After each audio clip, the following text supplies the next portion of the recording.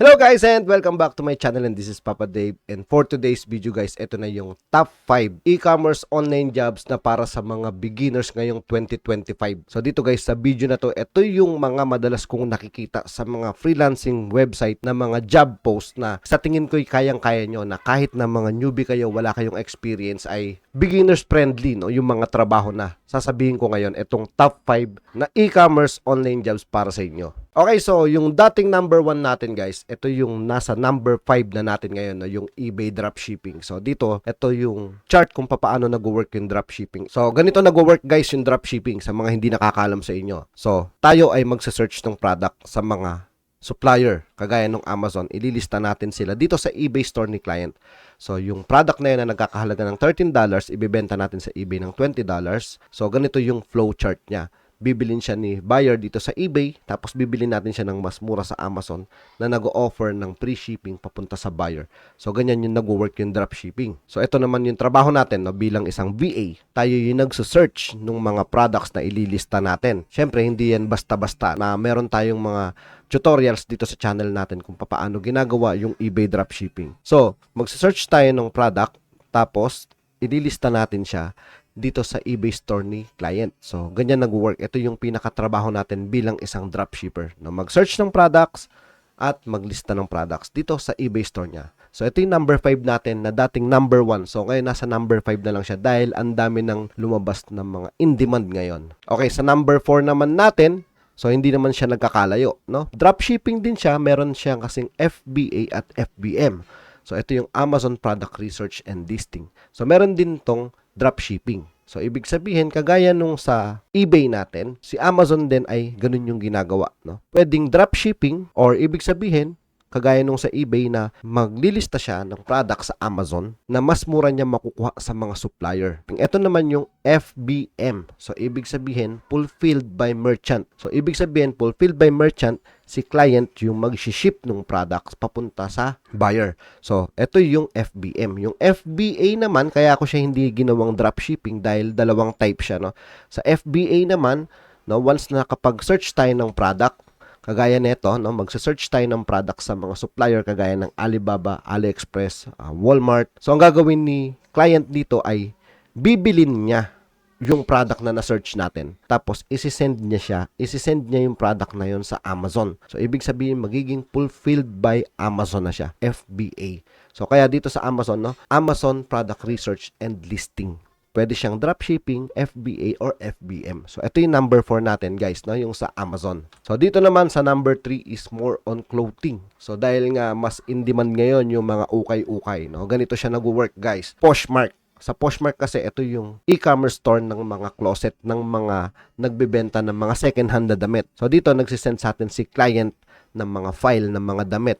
So, ito yung mga sample file para sa mga hindi nakakaalam sa inyo, no? Yung iba sa inyo ng mga subscribers natin, alam na to. So, dito bibigyan niya tayo ng zip file na pag binuksan natin, ang gagawin natin ay lalagyan natin siya ng mga description, title. Ito yung ililista natin dito sa Poshmark.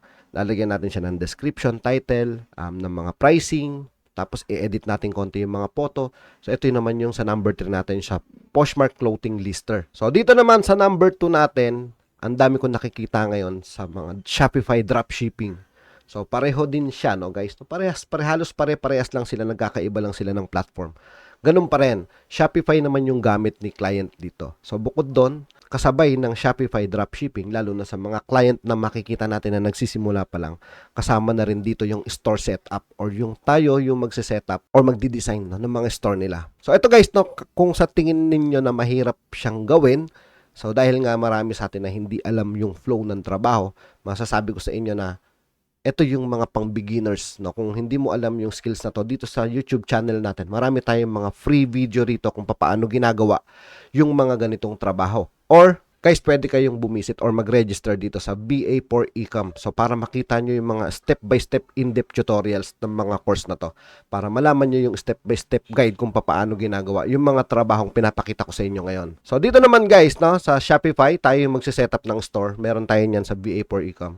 Tayo yung maglilista ng mga products, magsa-search ng mga products. Mostly naman, usually naman, no, ang ginagamit nilang supplier dito ay AliExpress. So, pumapasok na rin dito yung Shopify dropshipping. So kung makikita nyo yung flow natin ng dropshipping, kahit anong platform yan, pare-pareho lang sila ng flow. So nagkakaiba lang sila ng mga criteria ng mga clients at saka ng mga suppliers. At syempre, yung mga strategy din, no? May mga, hindi porkit pare-pareho sila ng flow, pare-pareho din sila ng strategy. So every platform, iba-iba sila ng mga strategy. So dito sa number 1 natin, ito yung mga long-term na nakikita ko ngayon. Hanggang ngayon, ito yung trabaho namin. Product listing and management. So dito pumapasok yung maglilista tayo ng mga products. Tapos tayo yung magbibuild ng title, ng SEO, description writing, tayo yung magko-cross-posting. So, ibig sabihin ng cross-posting, ililista natin yung product sa iba't ibang platform. Tapos, yung customer support, tayo na rin yung mag-a-accept ng mga offer dito sa trabaho na to. So, dito guys, no, tayo yung maglilista. Kagaya nung nakita natin kanina sa Poshmark. So, dito naman, meron tayong cross-listing. Magsisend sa atin si client ng file na kagaya neto, yung pinakita ko sa inyo kanina.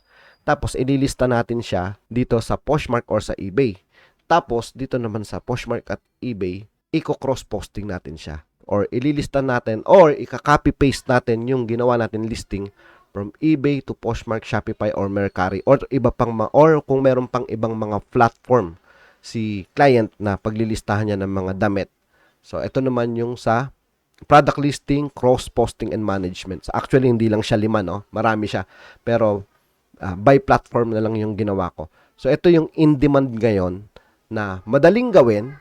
So, mukha lang siyang mahirap. Pero, kapag nalaman nyo or natutunan nyo yung flow, napakadali lang ng trabaho na to at malaki yung sweldo. Na nasa $5 to $8 per hour. Okay guys, no, lahat ng mga nabanggit ko na yan, nandito yan sa VA for Ecom. Check nyo na lang yung link sa description. Okay guys, no, itong top 5 natin ay base sa mga nakikita ko guys, no, ng mga job posts sa ngayon. At saka sa mga invitation sa amin. Mas marami talaga ngayon yung product listing and management. So sobrang dami mga invitation sa amin na puro product listing and management. Kaya para sa akin guys, to nire-recommend ko sa inyo na panoorin nyo yung product listing and management, no, dito sa VA for Ecom natin sa mga naka-register na sa inyo. Okay guys, no, sana nakatulong sa inyo yung video na to. So yun lang po at maraming salamat.